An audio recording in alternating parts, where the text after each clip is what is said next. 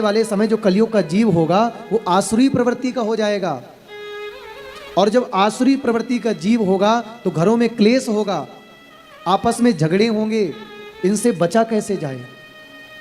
मानव के पास समय बहुत कम होगा। श्रेय साम यद भवे श्रेया पावना नाम भाव हमें सौनकादिक ऋषियों से सीखना चाहिए। आजकल बड़ी सरलता हो गई है, कथाओं में प्रचलन भी है, चलन भी है कि कथा विश्राम के बाद व्यास जी एक सत्र रखते हैं जिसको कहते हैं प्रश्नोत्तरी सत्र, कि माइक सब जगह घुमाया जाता है, आप अपना अपना प्रश्न सुनाइए और लिख लिख करके लोग पूछते हैं। अब इस बात से ये हमें समझ आता है प्रश्न कैसा होना चाहिए, ये हमें सौनक जी से सीखना चाहिए। महाराज जी पति पत्नी में झगड़ा बहुत है, ये प्रश्न होना चाहिए, लेकिन आजकल ऐसे ही प्रश्न हो रहे हैं। हमें कैसा प्रश्न एक वक्ता के सामने करना चाहिए, गुरु के सामने करना चाहिए, ये हमें सौनकादिक ऋषियों से सीखना चाहिए। सौनक जी ने क्या प्रश्न किया है होना चाहिए, हमारा प्रश्न ये होना चाहिए, कृष्ण प्राप्ति करम सस्वत साधनम तत्पदाधुना। हे गुरुदेव भगवान, आप ऐसा कोई सरल साधन बताइए, ऐसा कोई मार्ग बताइए जिससे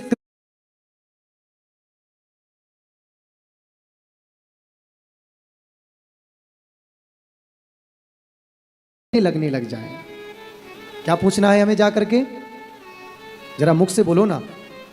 अगर किसी के भी पास जाने का अवसर मिल जाए, गुरुदेव भगवान मिले, आपके कुल पुरोहित जी मिले, आप उनसे एक प्रश्न करिए, ठाकुर जी हमें अपने कैसे लगेंगे?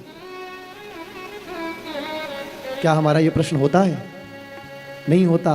हम मानवों के चित्त में इतनी कामनाएं भरी पड़ी हैं, इतना ज्यादा हम डूब गए हैं कामनाओं की पूर्ति में, कभी नहीं पूछ पाते ऐसा प्रश्न। अब देखिए, पहले तो ये रहता था महाराज कि बहू की रक्षा करो, बेटी की रक्षा करो, लेकिन आज ऐसा देखने को मिल रहा है कि बेटों को बचाओ। कितने सारे केसेज आ रहे हैं हमारे सामने। ये कलयुग नहीं और क्या है? यही राक्षसत्व का लक्षण है। याद रखिएगा, हम सभी के अंदर एक मैं नाम का राक्षस बैठा है। सतयुग का राक्षस 4 अक्षर का कौन? हिरण्याक्ष। त्रेता का राक्षस 3 अक्षर का कौन? रावण।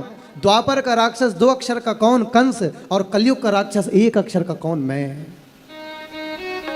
को हम कस्तुम को आयात।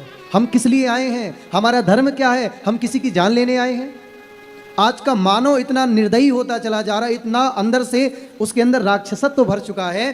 कार चलाता जा रहा है, आपस में कोई जीव आ गया, गाड़ी चढ़ा दी, लेकिन उसके मुख से राम राम तक नहीं निकलता। यही पाप तो हमारे जीवन में भयंकर कष्ट बन के फूट रहे हैं। से दया नहीं है, दया दानम न विद्यते। आगे महात्मा कहता न दया बची न दान बचा। बोले क्या बचा? कि उदरम भरणो जीवा। बोले व्यक्ति